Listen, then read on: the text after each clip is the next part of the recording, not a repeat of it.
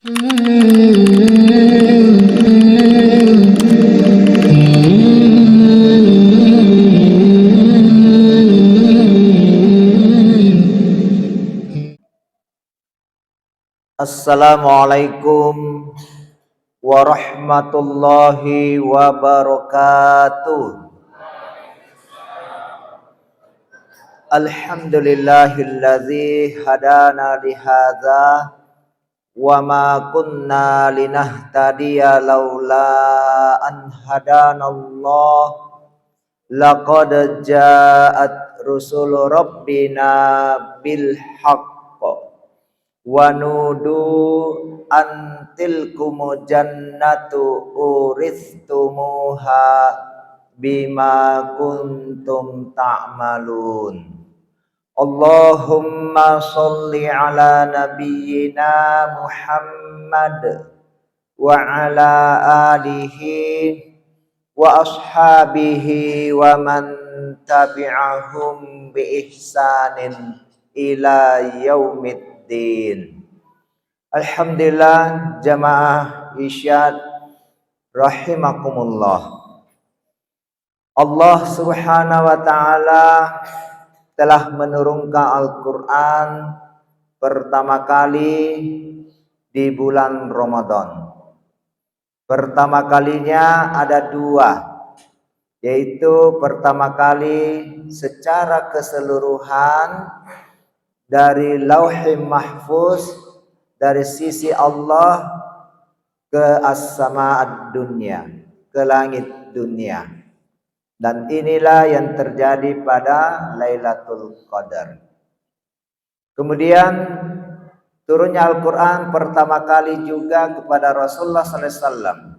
Itu adalah di bulan Ramadan, tepatnya yang kita yakini khususnya di Indonesia adalah pada 17 Ramadan. Di Gua Hira, wahyu pertama 5 ayat. Nah, Al-Quran telah turun sebagaimana firman Allah, syahrul Ramadan allazi unzila fihil Quran. Pada bulan Ramadan itulah pertama kali diturunkannya Al-Quran. Nah, untuk pertama kali di Lailatul Qadar ini, maka Rasulullah SAW menganjurkan kepada kita untuk melaksanakan sunnah iktikaf, yaitu tinggal di masjid untuk berkonsentrasi ibadah, memperbanyak ibadah, khususnya di malam-malam harinya. Ya, dengan misalnya kita perbanyak sholat lail atau sholat-sholat sunat lainnya. Salat sunat lainnya apakah tahiyatul masjid, salat sunat setelah wudu. Ya, misalnya kita batal wudunya, wudu kembali masuk, mau salat sunat sesudah wudu, boleh juga tahiyatul masjid. Kemudian membaca Al-Quran, perbanyak membaca Al-Quran sambil kalau bisa kita memahami artinya. Sebab apa? Quran ini diturunkan sebagai hudal lil muttaqin, petunjuk bagi orang-orang yang bertakwa. Nah, supaya Al-Quran menjadi petunjuk bagi orang-orang yang bertakwa, maka mari kita pahami apa isi kandungan Al-Quran, apa artinya, maknanya, apa perintah-perintah Allah dan apa larangan-larangannya. Ya, apa hikmah yang bisa kita ambil dan laksanakan dalam kehidupan kita. Nah, dalam hadis Rasulullah SAW menyatakan bahwa barang siapa yang membaca satu ayat Al-Quran dengan memahami artinya dengan baik dan benar, maka itu lebih baik dari sholat sunat 100 rakaat. 100 rakaat. Berapa ayat yang bisa kita baca? Al-Fatihah yang wajib 7 ayat. Kemudian taruhlah tambah surah yang terpendek. Hanya berapa ayat? 3. Ada 3 surah yang hanya 3 ayat. Yaitu surah Al-Asr, Al-Kautsar, dan Al-Nasr. Nah, 3. 7 tambah 3 itulah 10 ayat. 1 rakaat. Kemudian 100 rakaat. Jadi 1000. Jadi 1 ayat yang kita pahami dengan baik dan benar itu lebih baik daripada kita membaca 1000 ayat tanpa memahami artinya. Tanpa memahami artinya. Maka saya katakan ketika ada jamaah yang bertanya, bagaimana Ustadz, apakah lebih baik saya baca Quran, ya khatam, tapi tidak tahu artinya, atau saya baca Quran dan baca juga terjemahannya, ya artinya, tapi tidak khatam. Saya bilang lebih baik kita baca walaupun tidak khatam. Kalau orang Arab itu baca Al-Quran tentu dia paham. Itulah membaca yang sebenarnya. Jadi bukan sekedar membunyikan huruf-hurufnya saja. Walaupun khusus Al-Quran memang membunyikan huruf-hurufnya itu sudah dapat pahala. 1 huruf dapat 10 pahala. Ya, dan bagi yang tidak lancar diberikan motivasi oleh Allah. Dilipat gandakan 2 kali lipat jadi 20 pahala 1 huruf. Tapi tadi membaca 1 ayat dengan memahaminya, artinya, ya, dengan baik dan benar, maka itu lebih baik dari membaca 1000 ayat tanpa memahami artinya. Ya, kalaulah sekarang rata-rata ya, ayat yang ada dalam Al-Quran itu berapa huruf? Kalau Bismillahirrahmanirrahim 19 huruf. Ya, ayat-ayat yang lain ada yang panjang, ada yang pendek. Yang paling panjang dalam Al-Quran ada 1 ayat yang paling panjang. Berada dalam surah yang terpanjang. Surah Al-Baqarah 286 ayat. Di dalamnya itulah ada 1 ayat yang paling panjang. 1 halaman, 1 ayat. 15 baris. Quran standar, tepatnya di ayat 282 tentang mencatat administrasi. Jadi Islam mengajar kita teratur administrasinya, ya rapi, tercatat dengan baik. Nah, tapi ada ayat yang terpendek. Berapa huruf? Hanya 1 ayat, 1 huruf. Apa itu? Qaf. Ya, sod. Sod. Sod itu bersambung. Sod wal Qur'ani dzikr. Qaf juga bersambung. Qaf wal Qur'anil Majid. 1 ayat. Sambung. Nun juga. Nun wal qalami wa ma yasturun. 1 ayat. Jadi bukan 1 huruf. Ayat terpendek. Berapa huruf? 2. Bukan juga 3. 3 masih panjang. 2 huruf. Ya. Apa itu? Toha. Apa lagi? Yasin. Kan sudah 2. Yasin 1 huruf. Ya dengan sin. Toha. Kemudian ada 1 lagi huruf, 1 ayat yang terpendek 2 huruf. Dan ini paling banyak dalam Al-Quran. Itu Hamim. Hamim. Ya. Itu banyak ayatnya ya. Nah, jadi ada 3 ayat yang terpendek dalam Al-Quran. Hanya terdiri 2 huruf. Sekarang kita lihat. Rata-rata ayat Al-Quran itu taruhlah kalau saya lihat rata-rata 25 huruf. Rata-rata. 1 baris lebih. Ya hampir 2. Rata-rata 25 huruf. Nah kalau kita baca taruhlah tidak lancar, Allah lipat gandakan. Ya, 20 kali 25 berarti 500 ya, 500. Jadi membaca tanpa memahami itu dapat pahala 500. Tapi kalau kita membaca satu ayat itu lebih baik, bahkan dikatakan dari pahalanya kita membaca 1000 ayat. Jadi 2 kali lipat bandingannya lebih ya. Maka mari kita usahakan ya dengan Syahrul Quran, bulannya Al-Quran ini kita betul-betul pelajari Al-Quran. Ada seorang Tionghoa di Jalan Sumba Opu dulu tahun 90-an. Ya, dia mau belajar tentang Islam. Dia tanya, ada seorang ustadz yang biasa nimbang-nimbang emas di situ, Ustadz Abdul Thalib DS. Ya, pengurusnya Masjid Takmir Masajid dalam Jalan Banda itu, lorong. Terus ustadznya berikan Al-Quran terjemahan. Baca ke ini engkau. Dia kasih tahu engkaunya, baca ke ini Al-Quran terjemahannya. Nah, dia baca kurang lebih 1/4. Terus ketemu ustadz, dia bilang, Ustadz bagus sekali ini ajaran Islam. Saya mau masuk Islam. Tapi kata ustadz, jangan dulu engkau. Ya, jangan dulu. Kalau saya ya cepat masuk saja. Tapi beliau bilang jangan dulu. Baca lagi lebih banyak supaya lebih paham. Terus dia baca lagi. Dia baca lagi. Lebih setengah dia baca terjemahnya Al-Quran. Kurang lebih itu. Nah, kemudian dia ketemu ustadz lagi. Dia bilang, Ustadz saya tambah mantap dengan Islam. Saya mau masuk Islam sekarang. Jangan ditunda.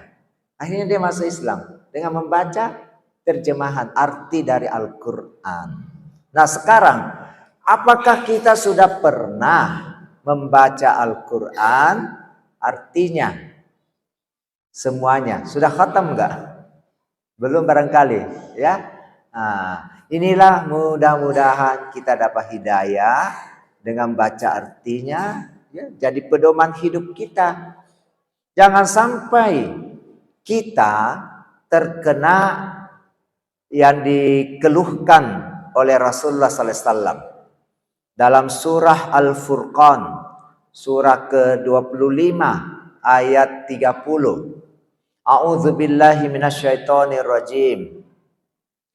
Wa qala Rasul, dan berkata Rasul, ya Rabbi, wahai Tuhanku, inna qaumi, sesungguhnya kaumku, ittakhadhu, mereka menjadikan hadzal Qur'ana, Al-Quran ini, mahjura, sesuatu yang disia-siakan, diabaikan, tidak dipedulikan. Nah, para mufassirin, ahli tafsir menjelaskan yang namanya mahjura, menyia-nyiakan Al-Quran. Dia baca Al-Quran tapi dia tidak paham. Dia tidak paham. Itu masih menyia-nyiakan Al-Quran. Kemudian dia sudah baca dan dia paham Al-Quran. Dia belajar cara bacanya, tajwidnya dengan benar apa semua. Ya, dan ini sebagaimana sabda Rasulullah SAW, khairukum man ta'allamal Qur'an wa 'allamahu. Sebaik-baik kalian adalah orang yang belajar Al-Quran dan mengajarkannya. Tapi tidak berhenti di situ. Ada hadis lain lagi. Ya, dan inilah yang diinginkan oleh ya Rasulullah SAW. Ya, yaitu khairukum man ta'allamal Qur'an wa 'amilahu. Sebaik-baik kalian adalah orang yang belajar Al-Quran dan mengamalkannya. Mengamalkannya. Ya, jadi sampai kita amalkan. Sebab ya Quran itu zalikal kitabu la raiba fi. Demikianlah kitab Al-Quran ini tidak ada keraguan di dalamnya. Hudal lil muttaqin. Menjadi petunjuk bagi orang-orang yang bertakwa. Sebenarnya Al-Quran ini dalam surah tadi Al-Baqarah 185, Syahrul Ramadan allazi unzila fihil Quran hudal linnas. Dia adalah petunjuk bagi semua manusia, termasuk yang tidak beriman. Kenapa? Karena dia berasal dari Allah, sang pencipta manusia, yang tentu maha tahu apa yang baik buat manusia itu. Cuma manusia ini dan terbagi 3 golongan besar dalam mengambil Al-Quran. Nah, mudah-mudahan kita termasuk yang tadi, yang pertama, hudal lil muttaqin, yang kita tidak ragukan, jadikan petunjuk. Kemudian ada golongan kedua, innal ladzina kafaru sawaun alaihim, sesungguhnya orang-orang yang kafir itu sama saja atas mereka. A'anzartahum am lam tunzirhum, apakah kamu beri peringatan mereka atau tidak kamu beri peringatan pada mereka? La yu'minun, mereka tidak beriman. Kalau sudah kafir, sudah tertutup hatinya dari menerima kebenaran. Kata kafir itu dari kata kafaro, ya, tertutup. Ya, cover kalau bahasa Inggris, cover itu sampul, penutup. Ya.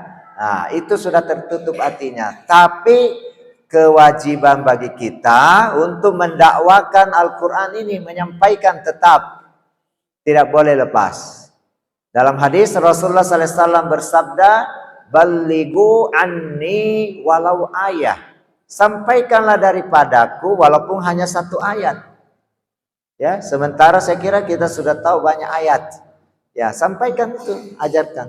Adapun dia beriman atau tidak, bukan urusan kita. Kita tidak boleh bersedih. Kita sudah terlepas dari kewajiban menyampaikan Al-Quran, kebenaran ini. Wa qulil haqqa walau kana murran, dan katakan kebenaran, sampaikan kebenaran itu sekalipun itu pahit. Nah, kemudian golongan ketiga. Golongan ketiga. Ini samar-samar ini. Dan banyak dijelaskan dalam Al-Quran karena samar-samarnya. Yaitu orang munafik. A'udzubillahi minasyaitonirrajim. Wa minan nasi may yaqulu amanna billahi wa bil yaumil akhir. Dan diantara manusia ada orang yang menyatakan kami telah beriman kepada Allah dan hari akhirat. Tapi apa jawab Allah? Wa ma hum bimu'minin, dan tidaklah mereka termasuk orang-orang yang beriman. Tidak diakui keimanannya. Ya. Bagaimana ini orang munafik? Dilanjutkan lagi ayat berikutnya. Ayat berikutnya itu wa iza laqul ladzina amanu, dan apabila mereka bertemu dengan orang-orang yang beriman, qalu amanna, mereka berkata kami telah beriman. Kami telah beriman. Ya. Tapi ya, ini laku sebenarnya bertemu, berjumpa tanpa disengaja. Ya, tidak mau sebenarnya, tidak ada janjian, tidak mau bertemu. Jadi orang munafik sebenarnya tidak mau bertemu dengan orang beriman. Dia tidak suka. Kenapa? Karena kalau tiba waktu sholat, dia harus sholat. Ya. Dalam ayat Allah berfirman, innal munafikina idza qamu ilas sholati qamu kusala. Sesungguhnya orang-orang munafik itu apabila dia berdiri untuk sholat, dia berdiri dengan malas, loyo. Ya, tidak khusyuk, tapi loyo. Nah ini. Terus wala yazkurunallaha illa qalila, dan tidaklah mereka mengingat Allah kecuali sedikit saja. Sedikit sekali. Yura'unan nas, dan mereka riya kepada manusia, hanya mau dilihat. Hanya mau dilihat, ya, riya. Nah, kemudian muzabzabina baina zalik, dan mereka terombang-ambing antara iman dan kafir, antara keduanya, iman kafir. Di ayat lain Allah menjelaskan, summa amanu summa kafaru, summa amanu summa kafaru summa zdadu kufra. Nah, kemudian mereka beriman, kemudian kafir lagi. Sudah itu iman, baru kafir lagi. Masih 2 kali, boleh diberi kesempatan 2 kali. Jadi misalnya ada yang mau masuk Islam, saya di Cheng Ho, saya ketua pembina Yayasan Cheng Ho. Alhamdulillah kita bangun ada 3 masjid. Ada di Goa, Tung Abdul Razak, kemudian di Tanjung Bunga, dan satu lagi di Bantaing, di Masjid Cheng Ho ya. Nah, itu alhamdulillah ada beberapa yang masuk Islam. Tiap bulan hampir tiap bulan ada yang masuk Islam.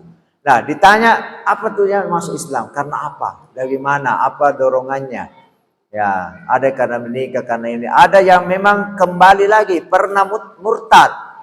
Saya bilang, kalau baru 1 kali, yang kedua ini mau diislamkan lagi, masih boleh. Masih boleh ya, yang kedua kali. Summa amanu, summa kafaru, summa amanu. Kalau dia murtad lagi, summa kafaru, summa zdadu kufra, maka bertambah kekafirannya. Artinya tidak diterima lagi keimanannya. Jangan sampai dia mempermainkan agama. Tidak boleh ya. Nah ini. Jadi berikut wa iza khalau ila syayatinihim. Orang-orang munafik ini apabila mereka kembali kepada syaitan-syaitan mereka, istilah Al-Qur'an.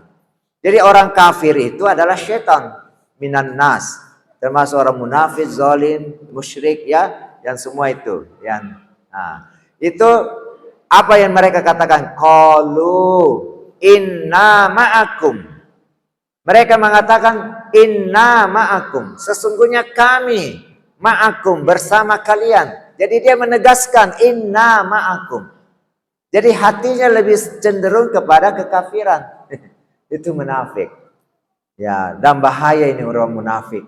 Kalau kita lihat ya, orang munafik itu ada di sekeliling kita. Dan biasanya inilah yang merusak citra Islam. Ya, yang semula dia bagus kelihatannya, begitu disogok, dikasih jabatan, kasih uang, ya berubah. Justru dia yang menggerogoti Islam, seperti musuh dalam selimut, menggunting dalam lipatan. Ya, ada sekeliling kita, mungkin dari belakang kita dan lain sebagainya. Ya, nah kemudian ya, jadi qalu inna ma'akum. Kemudian dia lanjutkan, innama nahnu mustahzi'un. Sesungguhnya kami orang-orang yang hanya patotoi, memperolok-olok, pura-pura saja. Ya. Nah, mudah-mudahan mari kita hati-hati dan kita mendeteksi diri kita juga, keluarga kita, siapa-siapa, supaya jangan termasuk orang yang munafik. Yang munafik itu namanya salah satunya tidak sesuai dari 3, hatinya, ucapannya, dan perbuatannya. Kalau hatinya tidak sesuai apa yang dia ucapkan, itu munafik. Hatinya atau tidak sesuai dengan perbuatannya, begitu juga. Atau perbuatannya tidak sesuai yang dia katakan dan sebagainya. Salah satunya. Ya. Nah, itu munafik sepertiga. Kalau dua yang tidak sesuai, ya 2/3 munafik. Kalau 3-3-nya, maaf, munafik tulen. Munafik tulen. Ya. Nah, olehnya itu mudah-mudahan kita jadi orang beriman seperti Rasulullah SAW bersabda, al-imanu tasdiqu bil qalbi wa qaulun bil lisan wa amalun bil arkan. Iman yang benar itu diyakini di hati, ya, dibenarkan di hati. Kemudian diucapkan dengan lisan, sesuai dengan lisan, dan diamalkan dengan anggota badan, dengan perbuatan. Mudah-mudahan mari kita kembali pada Al-Quran, kita pelajari baik-baik, ya, hayati, amalkan dalam kehidupan kita. Insya Allah umat Islam akan jaya dan menjadi rahmatal lil alamin. Wabillahi taufiq wal inayah. Wassalamualaikum warahmatullahi wabarakatuh.